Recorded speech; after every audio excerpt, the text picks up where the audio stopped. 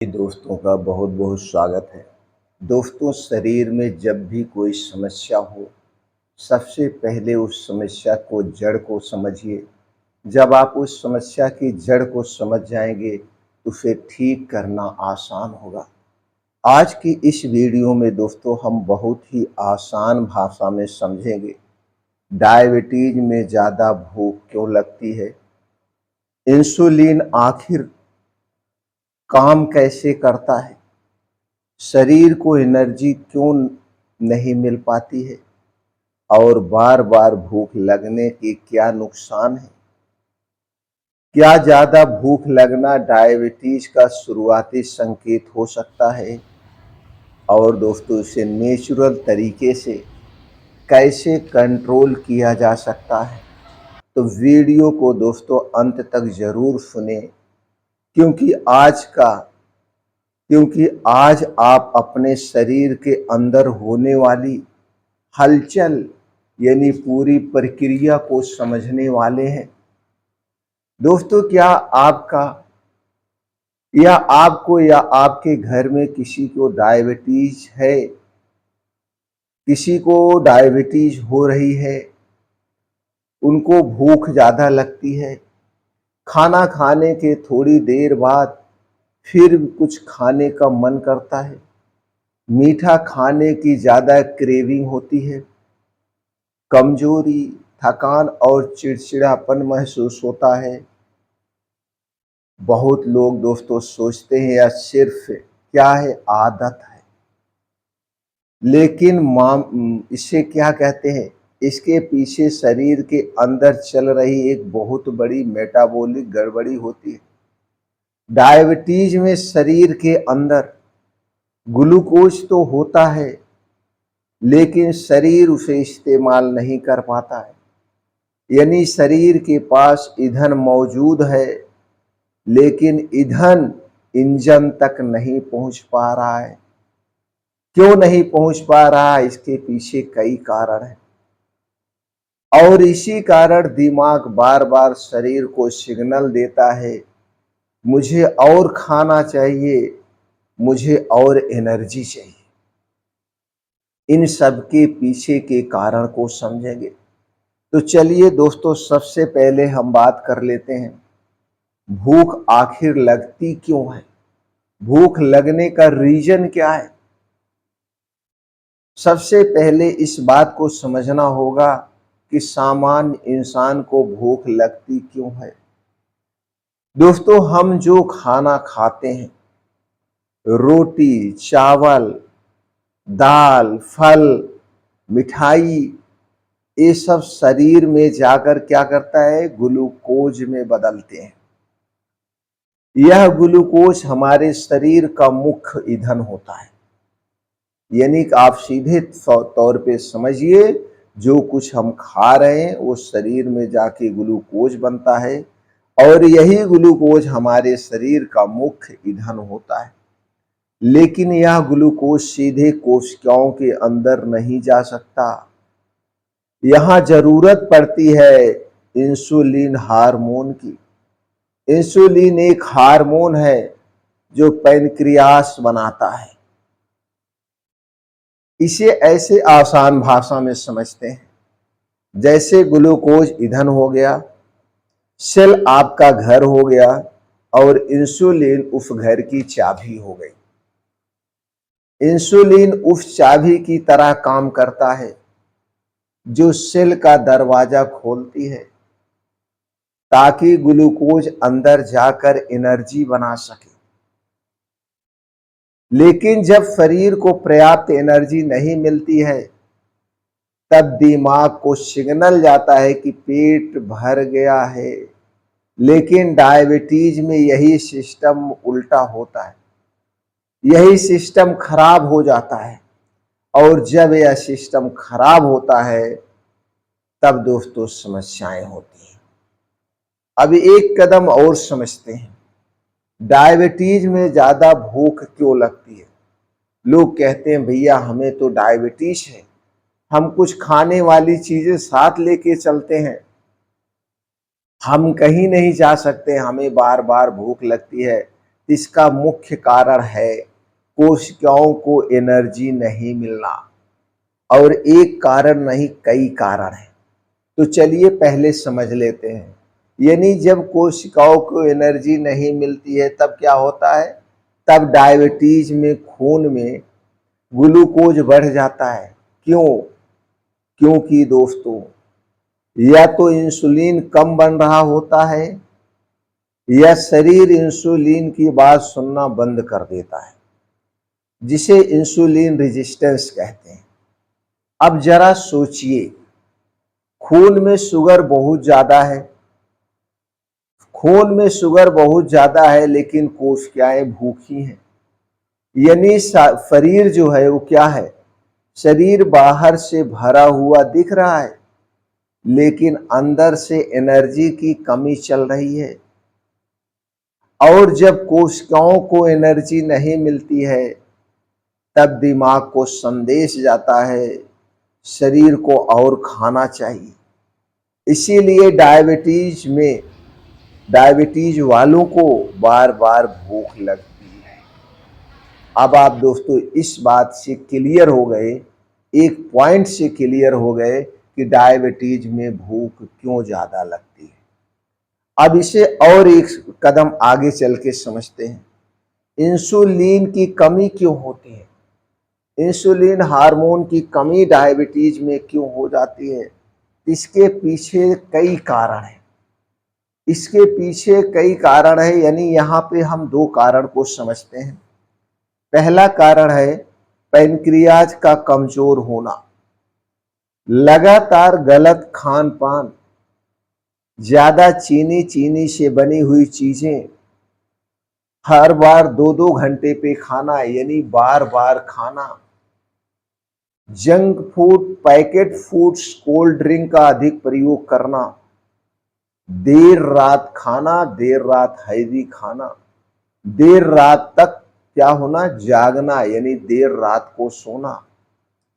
इन सब के कारण पैंक्रियाज को लगातार इंसुलिन बनाना पड़ता है, लगातार, और धीरे धीरे पैंक्रियाज थकने लगता है और इंसुलिन कम बनने लगता है।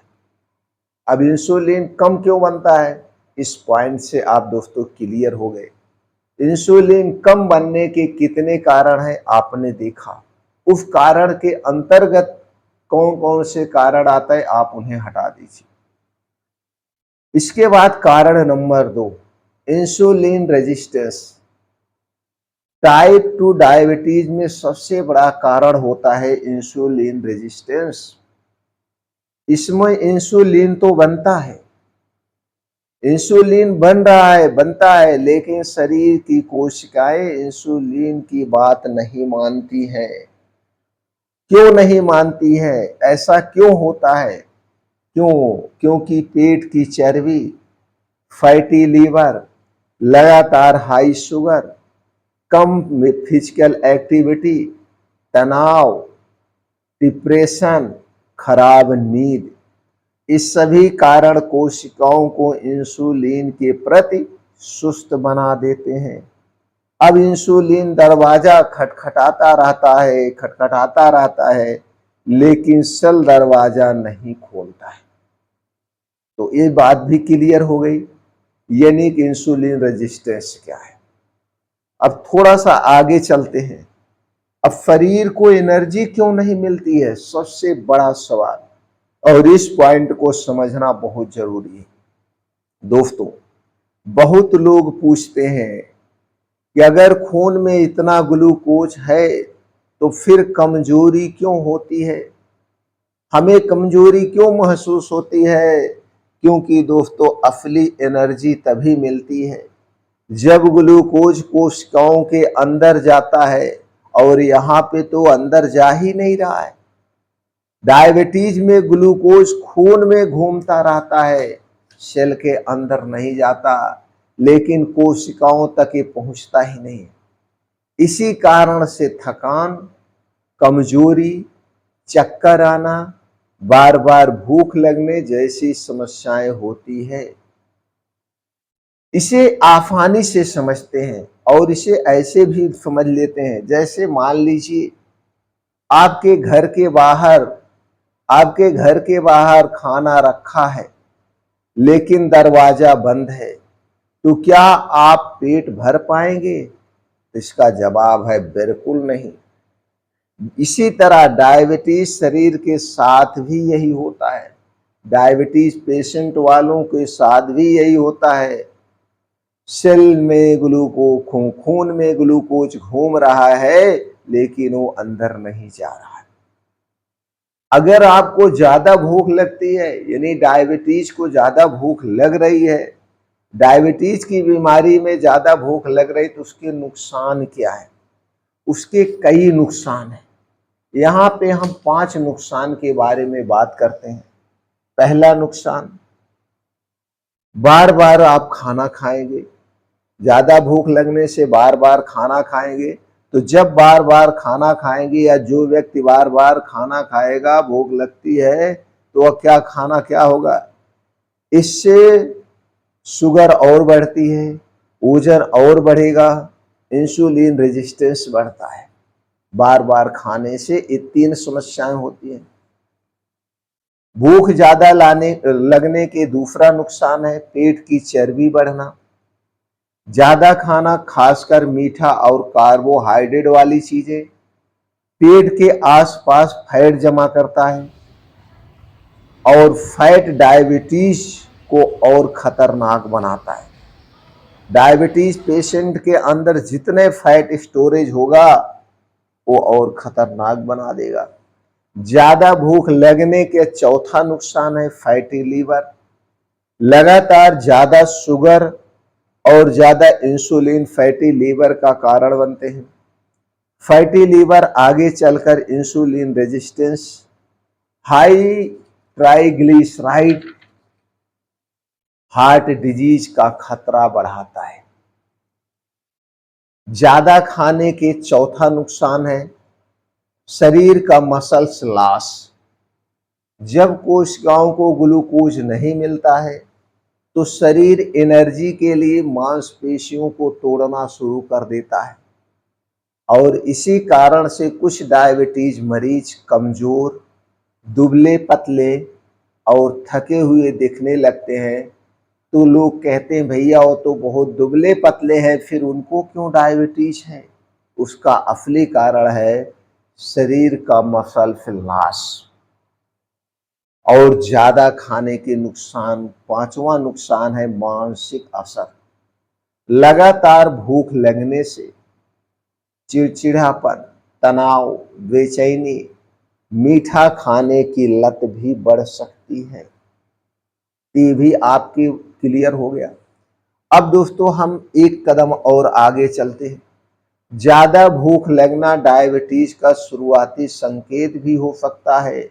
एक ये भी कारण हो सकता है। जी हाँ दोस्तों, अगर किसी व्यक्ति को बार बार भूख लगती है, बहुत ज्यादा प्यास लगती है, बार बार पेशाब आता है, अचानक थकान रहती है, वजन बढ़ या घट रहा है, तो यह इंसुलिन रेजिस्टेंस या